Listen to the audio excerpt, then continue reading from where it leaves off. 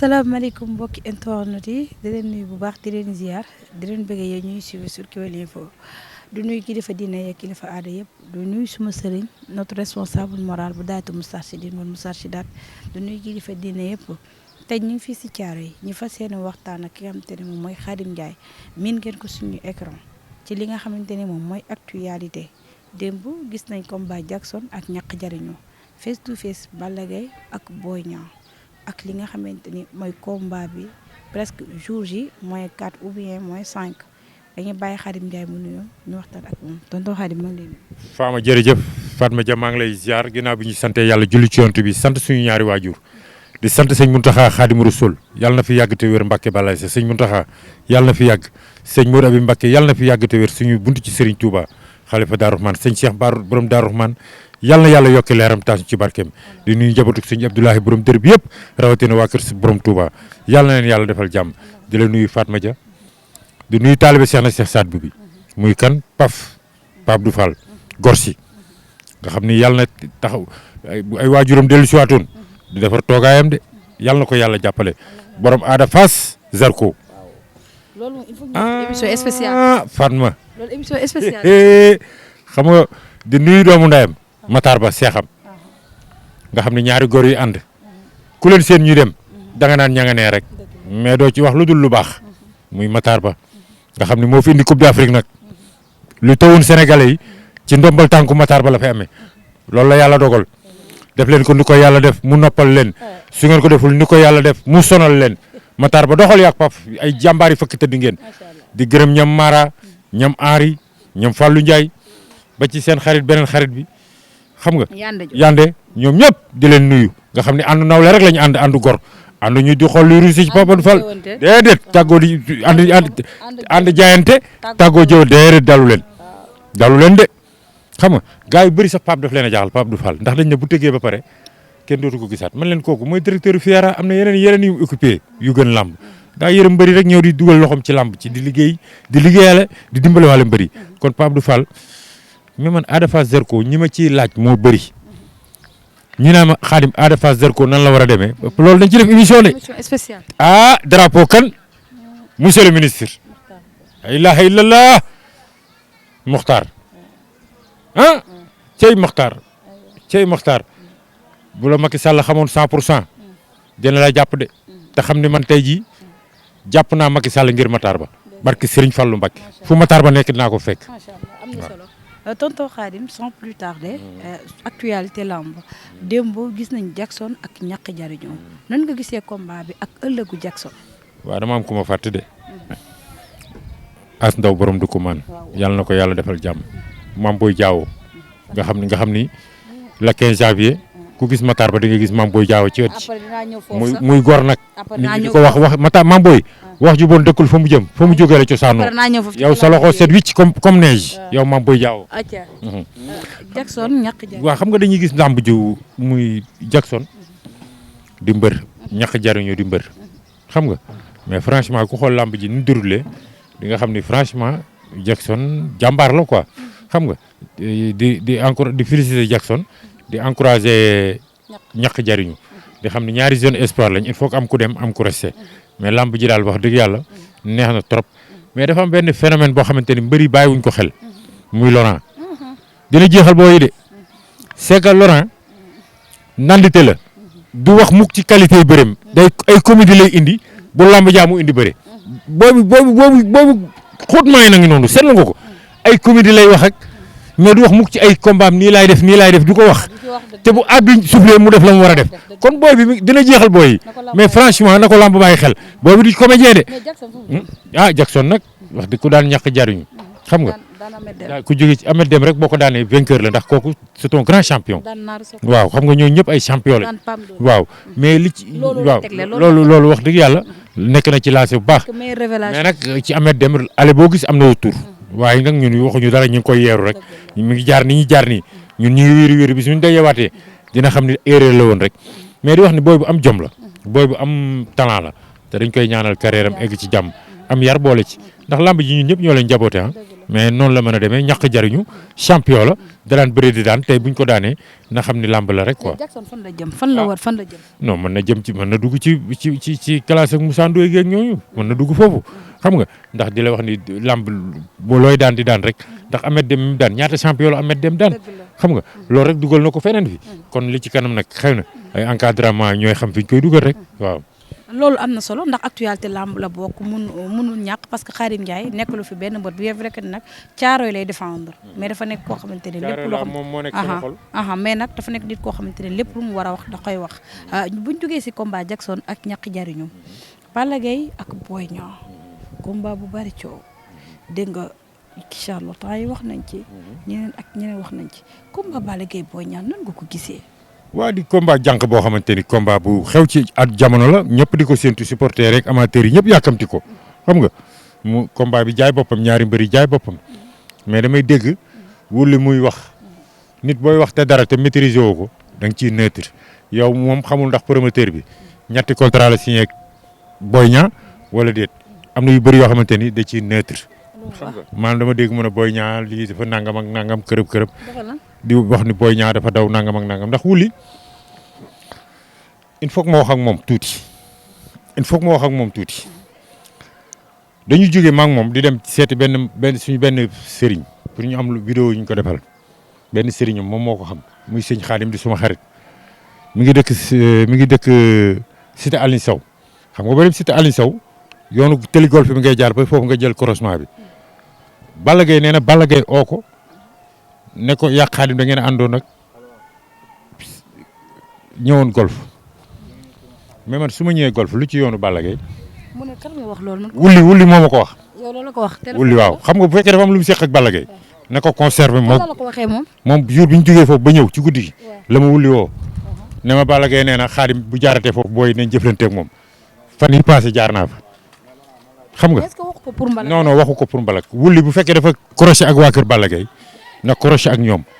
moom dégg na la ma ko wax ootuma moom wulli kenn amul droit jaar foo xamante ni ci route nationale la nañ doon millions de personnes ma jaar fa ñu koj ma ñu xool ba xam kon doom dina neex ndeyam xam nga dafa am yoo xamante ni lamb daf ko jarul lamb dafa jarul loolu xam nga Boy Niang c'est un grand champion di ko ñaanal yàlla may ko ndam lu seddu guy ci barke Serigne Touba. ci camp Boy Niang. waaw dama koy ñaanal yàlla na ko yàlla Serigne Touba may ndam lu seddu guy. Boy Niang sama doom la papam fii la nekkoon ci xari géej bul fàtte ni Boy Niang ci sunu kanam la juddoo di dama laaj yaayam du ma tudd turam mais yaayam xam na Ana di ko ñaanal jàmm muy soxna su baax xam nga man xamoon naa ni Ana dina jur lu mel ni kër bàyyi Boy Niang. léegi bu ñu gisee ni Balla Gaye ak Boy Niang am ampleur bi dem na ba ñu wax ci affaire blessure ñi naan Boy Niang dafa am problème dëgg dafa blessé ñi naan kan Balla Gaye la ñi naan mais blessure boobu ak wax yi ñuy wax tey am na loo ma doon wax nga naar bu ndaw lu mu wax ca naar bu mbag ma la ko kiiwee. dégg waaw c'est parce que àdduna léegi da ngay nekk sa nit sax secret dal la sax kooku génne wax ko ba pare mel na mu gët mel na du woon moom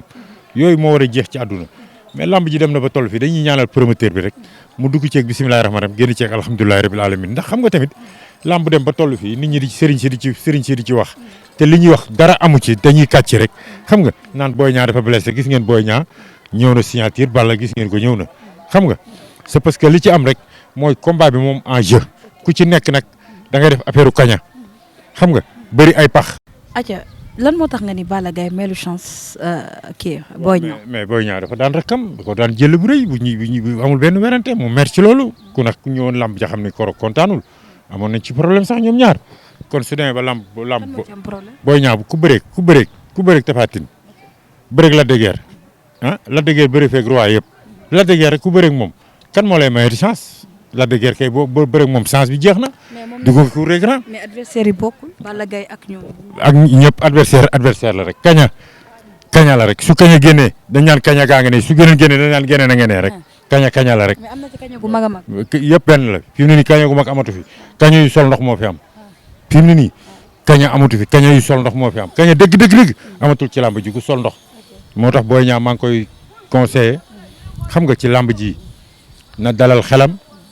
am confiance ñi serein bu arbitre bi ne fër mu dox ci gan gi. le fait que ñu ne Balla Gaye ku ko ñemewul doo ko daan. loolu. non loolu ay waxin la rek. waaw c'est que loolu moom waxin la rek xam nga ndax moom arbitre dina fër mu attaqué la day toog tuuti doo attaqué xam nga te benn kii la am arbitre na fër mu daw kor la xam nga daw kor la dóor la épercule nga siggi mu daw raña mu daw paqueté la yooyu mu daw paqueté la wala mu daw plaqué la yooyu ku na xam ne ni yooyu lay def mais yooyu yaakaar naa champion bu mel ni Boy Niang xam nga ak fi mu toll ci làmb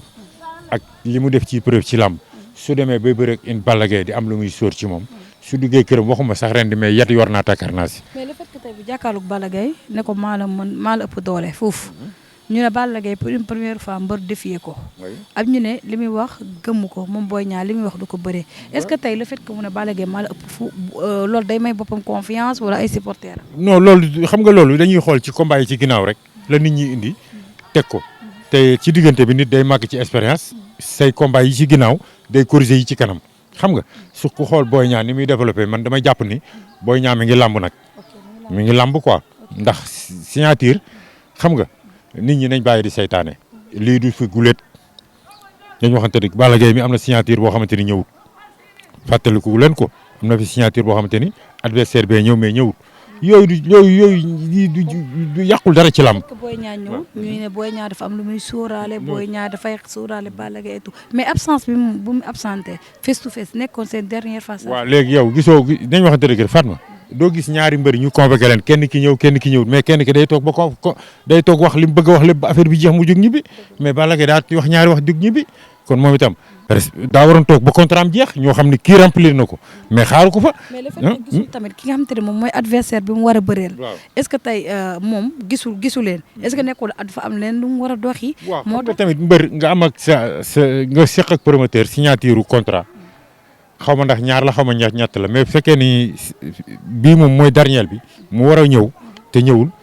loolu du yoon. est-ce que moom dina wax. waaw loolu moom du dëgg du yoon. mais nag aussi tamit lamb dina toll foo xamante ni su fekkee ni signature bi dafa am foo dem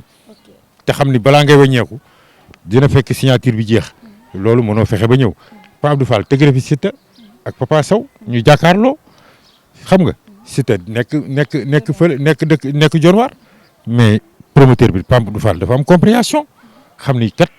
empêchement day am mais Papa Sow taxaw wax ñu wax ba lamb ji affaire yi jeex loolu il faut que ñu xam ni ak lamb ñëw xam nga lu bon ñu convoqué ak ca lamb ja nga war a bëre sa adversaire ne du nga yow ñëwoo loolu la ñuy wax mais ay problème kii yooyu diggante promoteur bi la ak staff Boy Niang mais mais combat bii daal combat la boo xamante ni combat jànq la combat amateur la comme Ada Fass Zarko xam nga comme Sa Thiès Reug Reug combat yooyu date historique la yoo xamante ni ku ci nekk da nga koy fonk lu ñu la ci laaj bu ñu la woon faral ci kaw mool yi sax da nga koy def ndax bis bi mu jot mais Boy Niang dafa am bis boo xamante ni moo koy jox grandeur mooy bii nag bu la yàlla dimbalee nag ba séddale ci kudu njëkk yi da ngaa war a lekk ba suur boo suurul dootoo suur. léegi ñoom ñaar seen état physique gis nga leen avant seen combat 4 jours moom moo ci des. ou bien 5 jours. nan nga gisee seen état physique ñoom ñaar ñëpp pare nañ pour mën a jàmmarloo. wax dëgg yàlla moom état physique yi macha allah moom. koro ku xool Boy Niang bay passé di nga xam ni kii mi ngi ci forme ku xool Balla tamit di nga xam ni mi ngi ci forme malgré que wàññi na mais mi ngi ci forme moo tax man la lamb ji naxante la ci biiri naxante ak lambi nandite la boole ci xam nga te léegi nit ñi dofatuñu quoi staff yi dofatuñu ndax lamb doo am sa combat ba bés ba mu des ay 4 jours nga di ko yàq ci ay ñàkk fayda wala nangam te nit ñi nañ serein journalistes yi yéen ñëpp a baax Fatma Dia mais am na ci yenn journalistes yoo xamante ni ay seytaane lañ ay jaxasekat lañ. tonton Khadim bu wax loolu tamit déedéet tonton Khadim déedéet. laaj ma lu tax lan moo tax yéen yoo xam nga yow bokkoo ci Lamine bokku ci ñeneen bokku ci mën naa la man bokkuma ci Lamine bokku ci kay te ñu ñëpp benn lañ ko ñu ñëpp kay ñooy seddoo seytaane bi xam nga lu tax ma ni seytaane mooy maanaam nit waroo am fooy far ba nit ñi di ko xam tey booy ñaa nga ne def open presse am na ci ñoo xam duñ fa teg seen tànk waaw dañuy waxtaan rek am na ñoo xam duñ fa teg seen tànk tey combat Reug Reug bi ak Sa Thiès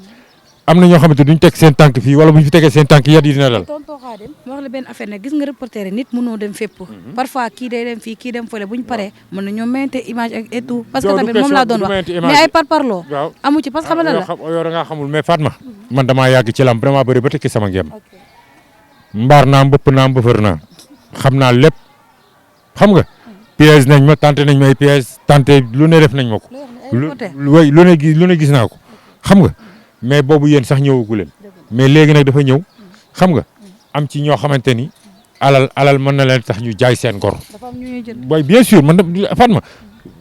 respecté la sax moo tax tudd may tur mais xam nañ man ñoom xam naa. tudd ay tur sax du ma ko nangu parce que man moom samay confrère ak samay consoeur yow xam nga leen man kenn du leen. tey jii rek ngay wax ci benn mbër naan sàcc la wala nangam du ma ko nangu. xam nga man mii du ma nangu sax samay confrère wala samay consoeur ñu leen di xas. xam nga lafañ boromi mbaam lay faral. mais ku def sa liggéey ni mu waree teg ko ci yoon amoo farfarloo kër mbër bu ne mën nga faa dugg ci biir kër gi interview mais ñëw ci biir kër buntu kër mbër wala ñu seen liggéey ñëw yar yi taxaw xamal ni yow sa jikko baaxul nañu xam ni làmb ji foo agréé la xam nga mooy suñu gagne-pain ba pare tamit aussi ñu respectante yéenante jàmm su may tëgg sama làmb nga yéene ma ci jàmm mu réussir keneen suy tëgg làmb ma yéene ko ci mu réussir Pape Abdou Fall man dama mën a seede ci moom lu bëri taalibe Cheikh na stade boobu man musuma gis Pape Abdou Fall ma toog ak moom muy xool luy xajamal nit wala luy yàq dimension nit bañ na ko ba làmbam ji passé contre Siteu dafa jënd ay gilet yéen ñëpp may leen moom rek ko fi ma sa def xam nga mais loolu laa xam man valeur yooyu su ma ko gisee ci nit day neex xam nga Gaston Mbengue nga nii dafa xaw a tawat man maa ko njëkk a wax xam nga sëriñ su bëri génn Gaston dafa feebar làmb ju du am mais ku dul feebar doo nit sax mag ñu njëkk ñi sax buñ toogee dara jot leen dañ daan ñaan seen yàlla seen borom lii xëy na lu war a denc ci Gaston la ah. mbër yi seen mystique moo attanul journée boobu. non dañ seen mystique làmb ju ne am na fi dañ waxante dëgg làmb ju ne am na fi ay combat soog yu rëy am na fi Fatma te terewul dañ koo bëre ba léegi moom la ñuy waxtaanee. yaa ngi dégg Balla Gaye Yékini combat gënu ko woon a rëy xam nga. maag Baboy Gueye lamb gënu ko woon a rëy Baboy Zallo lamb gënu ko woon a rëy ba ci Balla Gaye Modou Lo lamb gënu ko woon a rëy te bëre nañ ko bokk nekk yaa ngi ñaanal sa morom revanche kon nañ bàyyi yenn mystique yi daanul sax am na yoo xamante ne daanul bëri ay muslaay la xam nga lay ban bu dégol bi waaw loolu njëkkewul ci kaaw ñam Boy Niang loolu ñëpp a ko daan def guerre psychologique fi mu nii di nga gis sax ku ji yor sax ab drapeau takk nga ne yaakaar ni lii la fekk lépp ay guerre psychologique la. mais psychologiquement loolu est-ce que nekk dañoo bëgg a perturber mbër ndax le fait que nga dem ci benn àll jël benn Balla Gaye di tudd yaayam et tout loolu noonu mos ko fee. ñoom ñoo ko njëkk a def kat. waa kër Balla Gaye ñoom def nañ ko fi waaw. ci ban combat ñoom def nañ ko fi Bombardier def na ko fi xaar da ngeen koy doo gis loolu du slogan bees loolu lépp gis nga yooyu yëpp dégol am na droit bu doom di bëri mu dem ci guy seet adversaire am tudd ko xool nu mu mën a jaxasee adversaire am mu def ko xam nga loolu du dara yaakaar naa ni lay daan bër du ca guy gi wala du ca àll ba lay daan bër ci biir géew bi xoola da ngay xool mbër muy par exemple mbër muy posé 140 kilos yor doole jël téeméeri bi ak juróom fukk kon kooku wóolatul dooleem xam nga wala dooleem doyatu ko ba muy ut mottali ku kaay kon sëriñ day mottali rek mais li daan mbër mee koy def mooy def action gisoo benn sëriñ bu lay yeewul nit nga ba wax ko mu daanu déedéet xam nga lay daan mbër mi yow yaa koy attaqué yaay koñe yaay gagné yaay song yaay def say action waaw. combat bi dina gaaw wala dina yéex ndax dégg nañ Balla Gaye li mu wax. Boy Niang nee na ko bu arbitre bi sifflé li nga xam ne te Balla Gaye nee na li mu wax du ci tegg virgule. Balla Gaye waaw li mu wax. nee na li mu waxoon. du ci tegg virgule. waaw dégg nañ Boy Niang ne day cons Balla Gaye nee na fu coupe rek bu baatare ko te bu taxawee dëggal boppam combat bi. waaw xam nga Boy Niang moom combat bi ñëpp dafa am luñ ko féetale ne dafa ragal dafa nangam xam nga. ñëpp ñan. waaw non am na ay nit yu koy wax. mais ñi wax ñooñu ñëpp naan Boy Niang dafa ragal nañ ko koj xam nga mën nga toog fee naan dafa ragal wala nangam mais ku ragal di nga bëreeg Lac de Guiers ku ragal doo bëreeg kii Sa Thiès bi ko Boy Niang di daan Boy Niang Sa Thiès toll na nu ko neex te gis nga dafa xeex ak moom daw na ko kirtim tegal ko chaise jël bu rëy bu amul benn werante daa jug ñibbi moom xam nga tey muy bëreeg magam bu nit ñi nee ragal la nañ fàttalu ko rakkam kon te Boy Niang fi mu teg tànkam ak fi mu teg tànkam nii su ko teggiwul yàlla mën na kaa suturaal ci combat mais tamit mi ngi bëreeg ndaanaan dëgg lay bëreel muy Balla Gaye muy bëreeg ndaanaan man nag du ma nëbb sama dëgg Boy Niang laay ñaan yàlla mi maye ndam yàlla na ko yàlla maye ndam ci barke ki mu yaakaar muy Cheikh na Cheikh Sadou ci barke Alwalid Maana Ndiaye xam nga ci barke sama turandoo Xaadimu Rasul yàlla na ko yàlla may ndam loolu am naa ci plein droit te du ma ko seetaan ci combat bi. doo seetaan kan. Boy Niang ci combat bi dinaa ci jàpp li ma wër lu ma xam dinaa ko def am naa sama pouvoir bopp yoo ma xamante ni samay baaxu maam la am naa droit nag seet ki ma neex ma jox ko te Boy Niang laa ko jox. am nga ci droit waaw am naa ci droit di ñaan daal lamb ji ñëpp indi fair play te xam ne affaire bi Boy Niang ak Balla Gaye ñooy dugg ci géew bi waaw ñoom ñaar déedéet le pas le meilleur gagne Boy Niang daan Boy Niang yàlla na la yàlla may ndam ci sa barke liggéeyu ndey ci sa barke bay yàlla na la yàlla may ndam am naa ci plein droit te duma la seetaan nag te dinaa la jàppale ba jouru lamb je dinaa la jàppale lu ma ci tettal bu mu war man dinaa bu mu amee sama lu ma ci góobe dama koy ga ah koj Fatma nag yow da nga may dégg mais xamoo ma de xam nga li ma la samay doom laa wax ak famille bi ma bokk sama yaay ji ma jurul doom joo xamante ni dañ koy joxoñ muy daw barki Sëñ Fallu Mbàkke nga jor paaka ñëw jam ma ko ci kanam moo ma gënal nga jam ma paaka ginnaaw jamais au plus grand jamais on ne tue on ne me déshonore pas Boy Niang yàlla na la yàlla may ndam. amaan mbégte contentement pour yéen ñi doon suivre sur Kewel Info ñu dalaloon ki nga xamante ne moom mooy Khadim Ndiaye mu nekk koo xamante ni miin ngeen ko suñuy écran di ko ñaanal yàlla mu nekk koo xamante ni ku disponible suñu na di ko ñaanal yàlla rek yàlla yokk ko yàlla bàyyi ko suñu kanam ci barki yonent bi après mars suñu paree fu ñu dem tàggoo nga wala. da ngay tàggoo ma bàyyi la nga tàggoo. waaw tàggoo bi rek di la nuyu Fatma Dia di nuyuwaat Pape Abdou Fall ak borom la 15 muy Matar Ba borom Coupe d'Afrique xam nga liñ doon joxe ay at nga indil ñu ko di nuyu Mame Boye Diao di wax Mame Boye Diao wax ju bon dëkkul fa mu jëm fa mu jógale cosaanoo di nuyu tamit sama xarit muy As Ndaw borom du ko man di nuyu sa patron Fallou Ndiaye gisuma ko nag mais dégg naa dafa amoon xew. waaw dafa rakk mu bokkal ndey waaw di nuyu Fallou Ndiaye di nuyu ñëpp ñam aari xam nga sama waa mafia daal waaw sama waa mafia waaw ñun yatu kel lañ ku ci bokkul rek yatu kel yi dina la dal Pape Abdou Fall yàlla na la yàlla jàppale kontaan naa ci yow